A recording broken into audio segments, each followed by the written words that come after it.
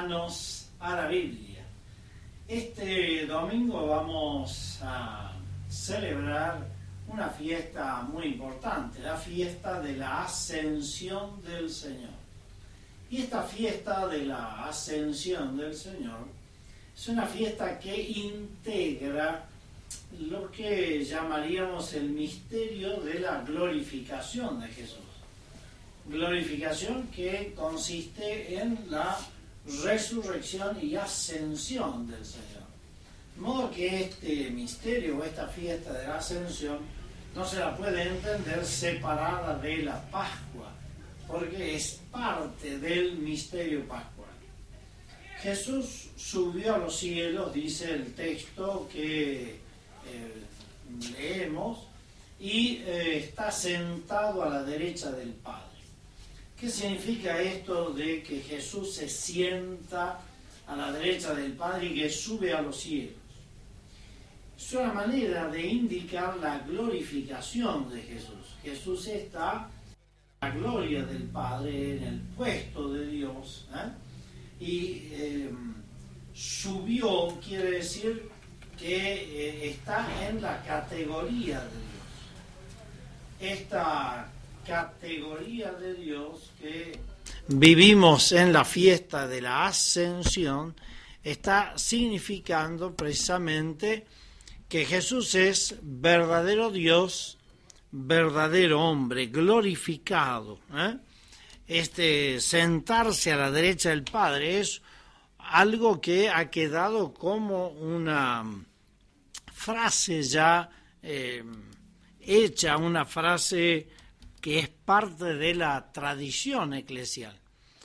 ¿Dónde fue esto? ¿Dónde sucedió? Sucedió en el Monte de los Olivos.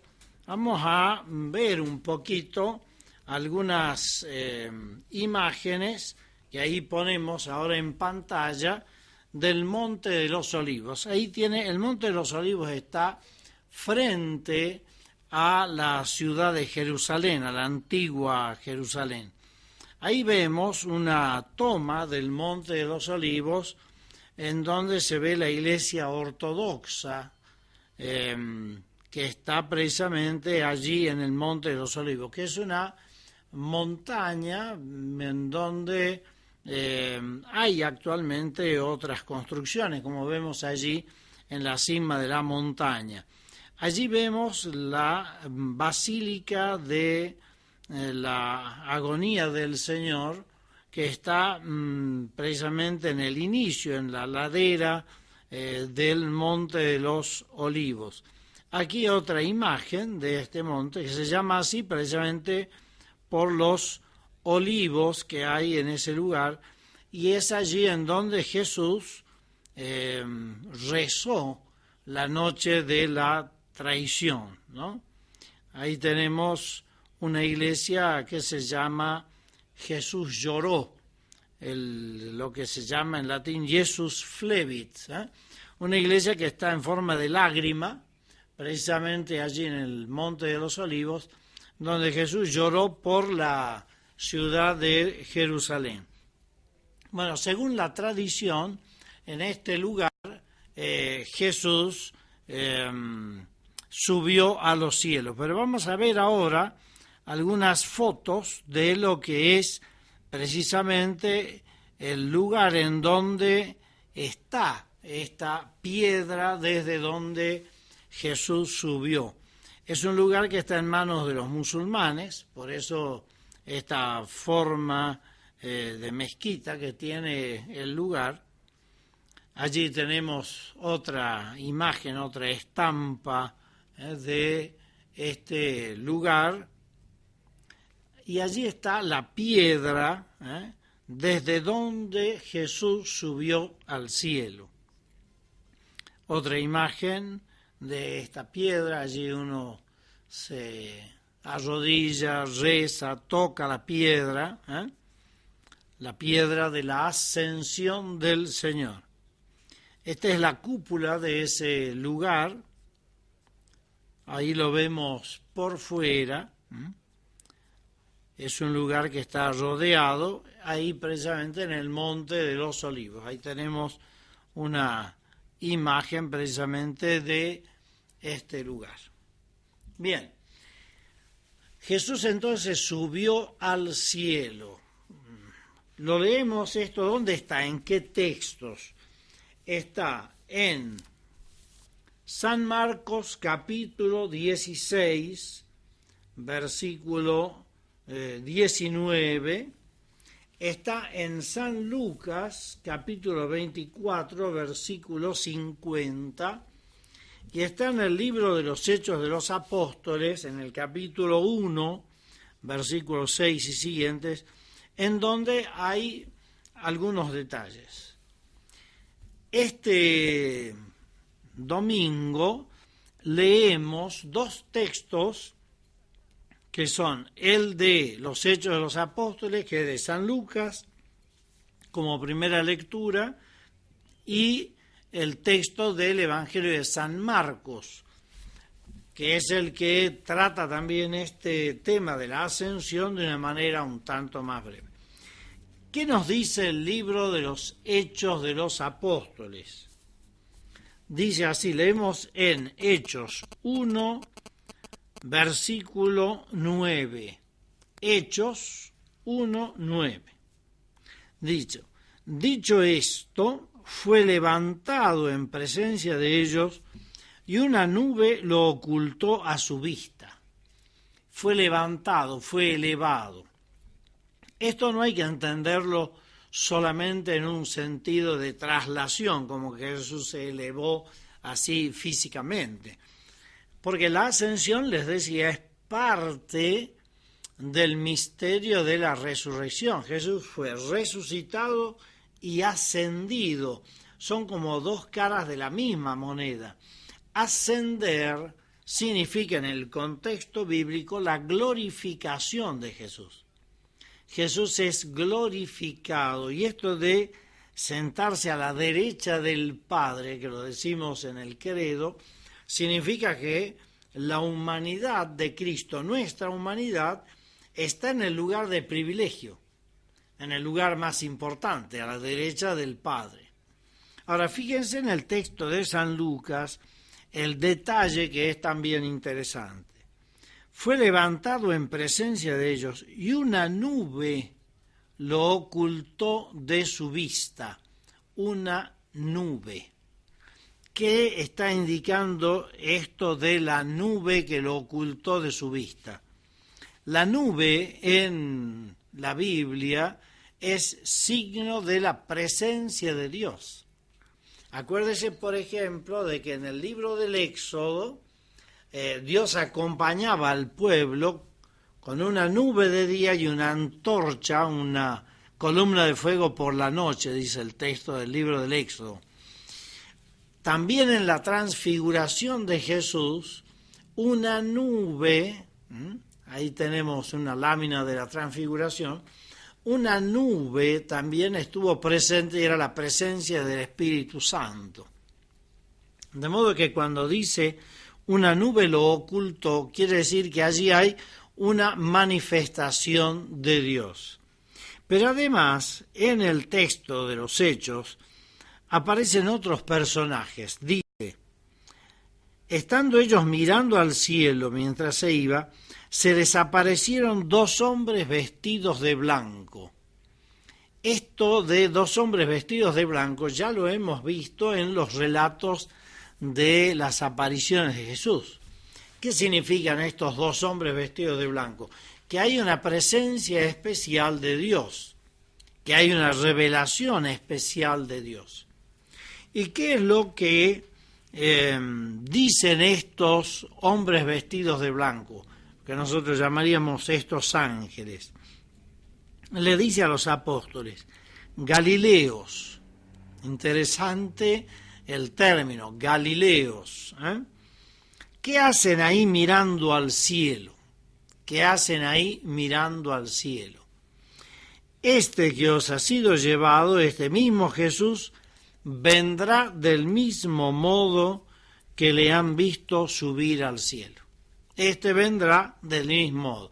¿qué hacen ahí mirando al cielo? Como diciendo, bueno, se acabó el tiempo de las apariciones de Jesús, que es todo lo que quiere señalar precisamente San Lucas cuando habla de los 40 días, como que hay un tiempo en el cual Jesús se presentó, se apareció a los apóstoles, y ahora ya se acabó ese tiempo, y ahora hay otro tiempo. Por eso les dice, ¿qué hacen ahí mirando al cielo?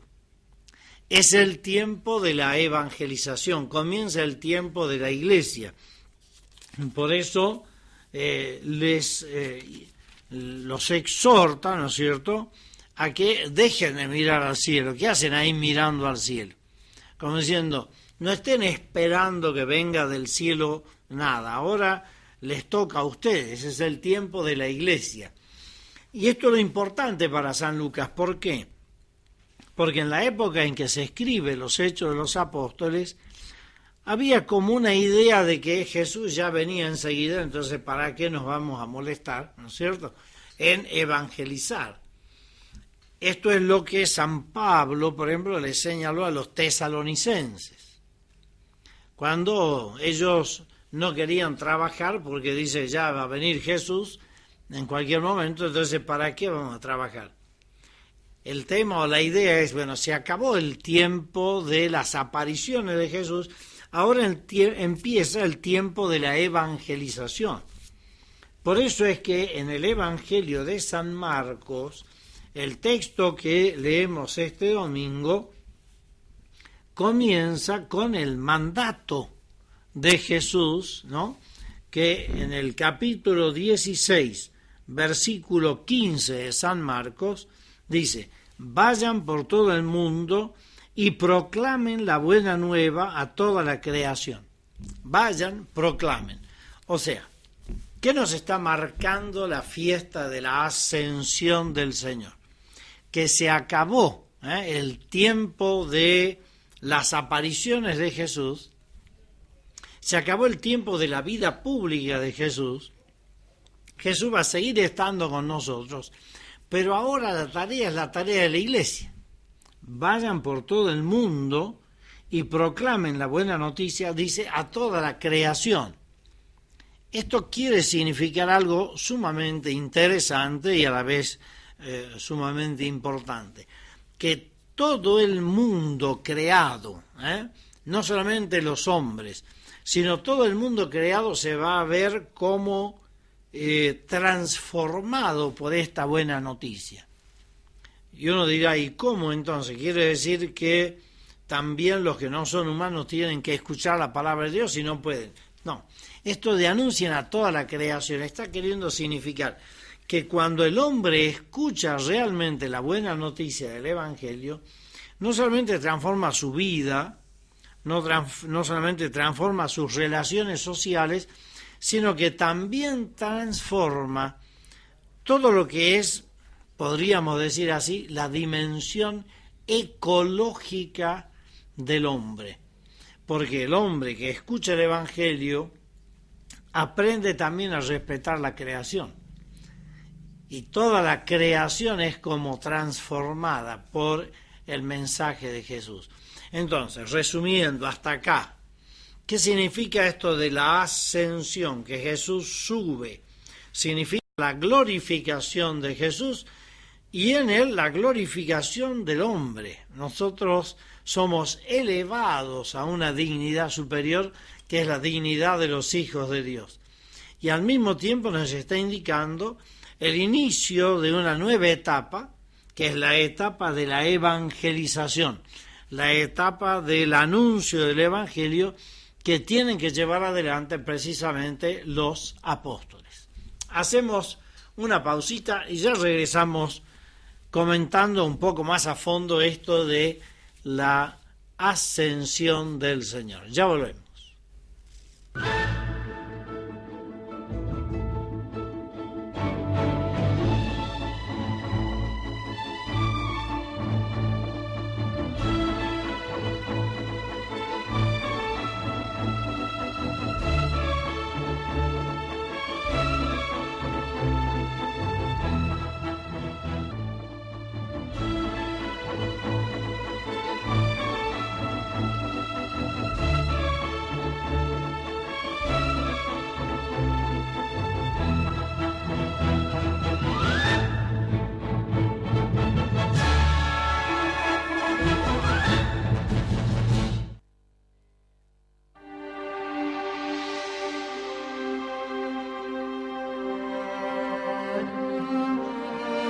Dios no te preguntará qué modelo de auto usabas.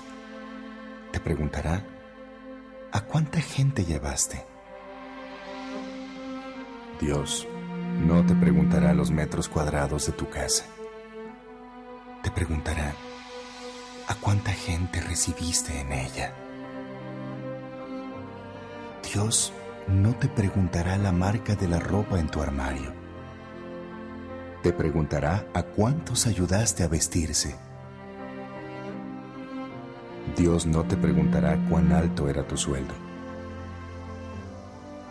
Te preguntará si vendiste tu conciencia para obtenerlo. Dios no te preguntará cuál era tu título. Te preguntará si hiciste tu trabajo con lo mejor de tu capacidad. Dios no te preguntará cuántos amigos tenías. Te preguntará cuánta gente te consideraba su amigo. Dios no te preguntará por el color de tu piel. Te preguntará por la pureza de tu interior. Dios no te preguntará por qué tardaste tanto en buscar la salvación. Te llevará con amor a tu casa en el cielo y no a las puertas del infierno. Dios no te preguntará a cuántas personas compartiste este mensaje. Simplemente te preguntará si te dio vergüenza hacerlo.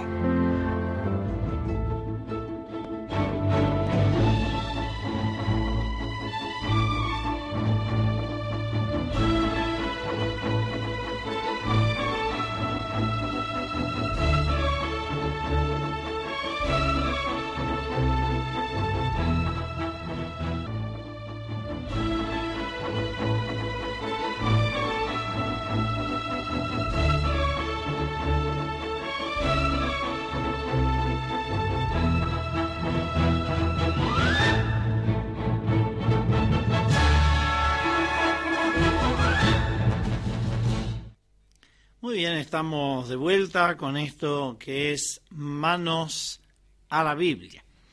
Estamos comentando los textos de la ascensión del Señor a los cielos. Podemos preguntarnos lo siguiente: ¿es el único fenómeno de ascensión que hay en la Biblia? ¿O hay otras ascensiones? Curiosa la pregunta. Si usted busca el libro de los Reyes, segundo libro de los Reyes del Antiguo Testamento, estamos hablando de los libros históricos del Antiguo Testamento. En el segundo libro de los Reyes, en el capítulo 2, en el versículo 11, se nos narra la ascensión de Elías al cielo, el profeta Elías. Fíjese. Iban caminando mientras hablaban, se trata de Elías y Eliseo, que era su discípulo, cuando un carro de fuego con caballos de fuego se interpuso entre ellos. Y Elías subió al cielo en el torbellino. Eliseo le veía y clamaba: Padre mío, Padre mío. O sea, ¿qué está significando esto de la ascensión, esto de subir al cielo? El cielo, para el contexto bíblico, es el lugar de Dios, el lugar en donde está Dios. Entonces, esto de que Elías subió al cielo, Jesús subió al cielo, está indicando que hay una acción especial de Dios que, en este caso de Elías, lo está como reconociendo como profeta, y en el caso de Jesús está haciendo a Jesús partícipe de los poderes de Dios. Por eso fíjese que en qué forma se habla de Jesús. Dice en el versículo 19 del capítulo 16 de San Marcos, que es el evangelio que leemos este domingo. Dice: con esto el Señor Jesús, después de hablarles, fue elevado al cielo. El Señor Jesús. Este título de Señor, de Kyrios en griego, es el título con el cual en la Biblia se reconoce la divinidad de Jesús. La primera comunidad cristiana reconoce a Jesús como Dios con el título de Kyrios, Señor, que es el equivalente al Adonai en hebreo, que era la forma en que los judíos llamaban a Dios, Señor, Adonai. Ellos no lo llamaban Yahvé, porque estaba prohibido pronunciar el nombre de Yahvé. Por eso los judíos no decían Yahvé, decían Adonai. Y el equivalente de Adonai en el griego es Kyrios. Entonces cuando dice el Señor Jesús fue elevado al cielo, esto de el Señor Jesús es el reconocimiento de Jesús como verdadero Dios. Ahora, ¿qué es lo que Jesús les dice? Porque esto es lo importante también en el texto de San Marcos. Les dice, vayan por todo el mundo, ya lo hemos leído, prediquen la buena noticia, pero además les dice esto, fíjese, muy curioso. Estas son las señales que acompañarán a los que crean. En mi nombre expulsarán demonios, hablarán en lenguas nuevas, tomarán serpientes en sus manos, y aunque beban veneno no les hará daño.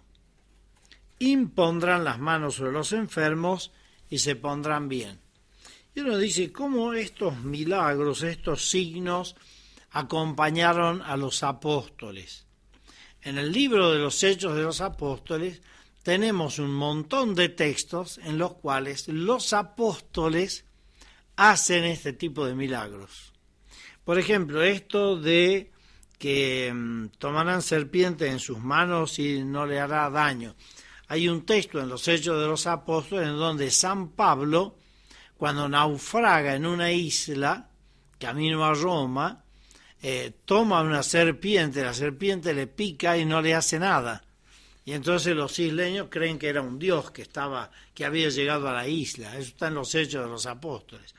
Esto de curar enfermos, tenemos muchos casos. En los Hechos de los Apóstoles, por ejemplo, Pedro y Juan entran al templo y allí hay un paralítico que les pide una limosna. Y los apóstoles, Pedro y Juan, le dicen, no tenemos oro ni plata, pero en nombre de Jesús, levántate y camina. Y el paralítico comienza a caminar. Otro hecho milagroso, por ejemplo, es el de San Pablo, que está predicando en una casa de 2 pisos, está en la planta alta, y hay un muchacho que está escuchando la predicación de Pablo. Pablo se alarga demasiado, se ve que la misa ese día demoró mucho, ¿no? Se alarga en su predicación, este muchacho se duerme y se cae del 2º piso. Y entonces San Pablo baja, lo levanta y el chico sigue normalmente, es decir, no se muere del golpe, o mejor lo reanima.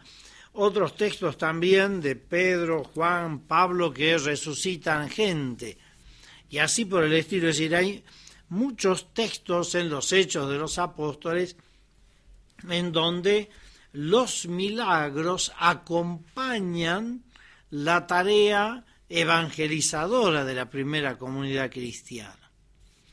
Ahora uno se pregunta, ¿y por qué eso no pasa hoy? Es decir, ¿cómo es que hoy se dan o no se dan estos fenómenos? En primer lugar, podemos decir que hoy también hay milagros, evidentemente. Los milagros atribuidos a los santos, los milagros atribuidos a la Madre Teresa, a Juan Pablo II, ahora hace poquitos días el milagro atribuido al cura Brochero, a Seferino Namuncurá, por decir milagros de santos conocidos por nosotros. Pero también podemos interpretar estas frases del Evangelio de esta manera. Fíjese, dice, expulsarán demonios. El que cree y el que anuncia el Evangelio realmente expulsa el mal, expulsa la maldad de su vida y de su ambiente. De modo que hoy podemos aplicar también esto a nuestra realidad. Donde hay alguien que anuncia con fuerza el Evangelio, la maldad retrocede. Expulsarán demonios. Hablarán lenguas nuevas. ¿Cuál es esa lengua nueva que nosotros hablamos? El lenguaje de la fe, el lenguaje del amor, un lenguaje que se entiende fácilmente, sobre todo el lenguaje de la caridad. Es un lenguaje que la Iglesia puede usar y de hecho usa en todas partes del mundo. Y el lenguaje de la fe nos hace vivir, por ejemplo, la liturgia con una espontaneidad bárbara, sabiendo que todos compartimos el mismo lenguaje. Yo recuerdo alguna experiencia participando de una misa en Roma, por supuesto que no era en castellano, era en latín, pero sin embargo uno se sentía familia con todos los que estaban ahí, que eran de los países más diversos y de los idiomas más distintos, y sin embargo a la hora de la paz todos hablábamos el mismo lenguaje y nos saludamos, cada uno en su idioma, pero un lenguaje nuevo, el lenguaje de la paz, el lenguaje del amor, el lenguaje de la fe. Dice, tomarán serpientes en sus manos y aunque beban veneno no les hará daño. Nosotros podemos decir, tanto veneno de cosas malas que vemos, experimentamos, sentimos todos los días. El que tiene fe está como vacunado, está como prevenido, está como inmunizado para todo ese veneno que nos rodea por todas partes. No nos hace daño si es que estamos realmente con el Señor. Y hay tanta maldad dando vuelta. Y después dice, impondrán las manos sobre los enfermos y se pondrán bien. ¿Cuánto bien se le hace a un enfermo desde la caridad, desde la atención al enfermo, la cercanía, la oración y hasta el alivio del enfermo con los sacramentos de la Santa Unción, por ejemplo? De modo que estos signos son signos que hoy también acompañan al que evangeliza. Yo podría contar alguna experiencia de enfermos que han sido ungidos y después se curaban y andaban perfectamente. De modo que esto de los signos que acompañan el anuncio del Evangelio, podemos decir, se dieron entre los apóstoles en la primera evangelización y se dan hoy también en la evangelización del siglo XXI. ¿Cómo termina el texto de San Marcos? Ellos salieron a predicar por todas partes, colaborando el Señor con ellos, Jesús que acompaña la tarea evangelizadora de la Iglesia y confirmando la palabra con las señales que la acompañaban, confirmando la palabra.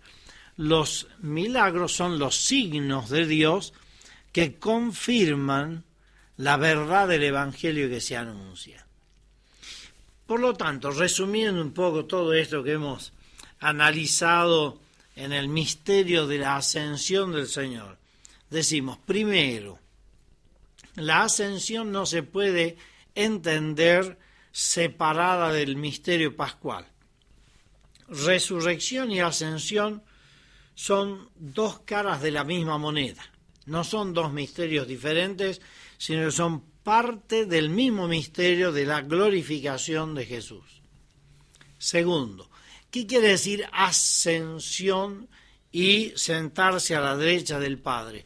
Que nuestra humanidad, que la humanidad de Jesús y en él nuestra humanidad es elevada a una dignidad superior, que es la dignidad de hijos de Dios.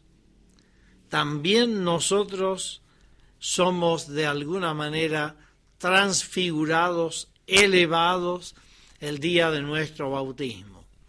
Y tercero, la ascensión que nos abre a un nuevo tiempo, el tiempo de la nueva evangelización, el tiempo de la iglesia, el tiempo de la tarea de los apóstoles.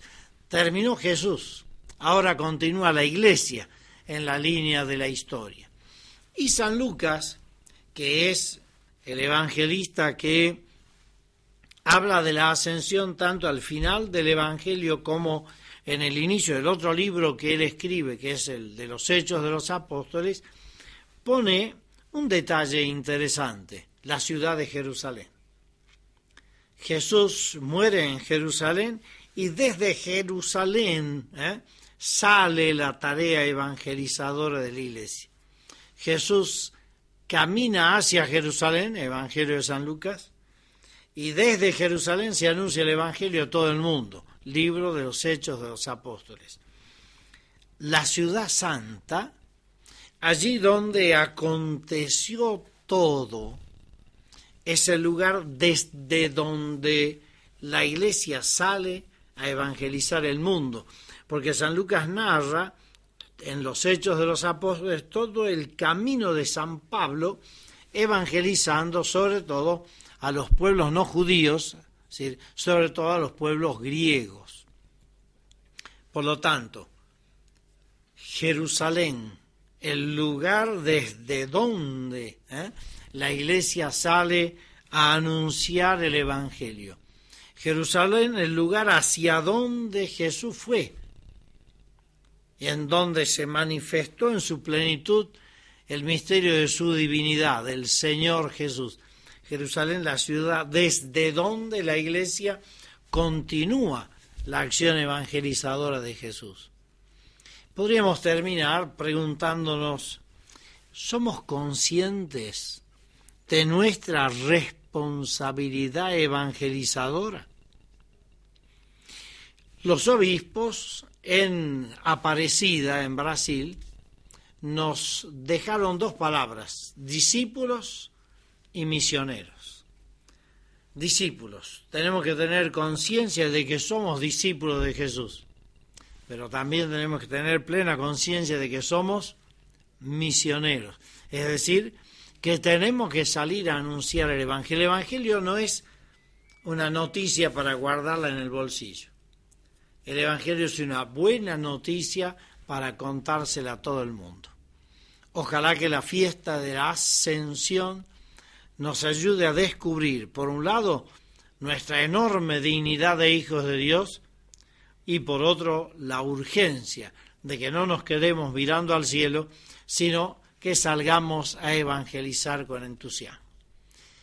Y hasta aquí llegamos, que llegue hasta ustedes la bendición de Dios, que es Padre, Hijo y Espíritu Santo.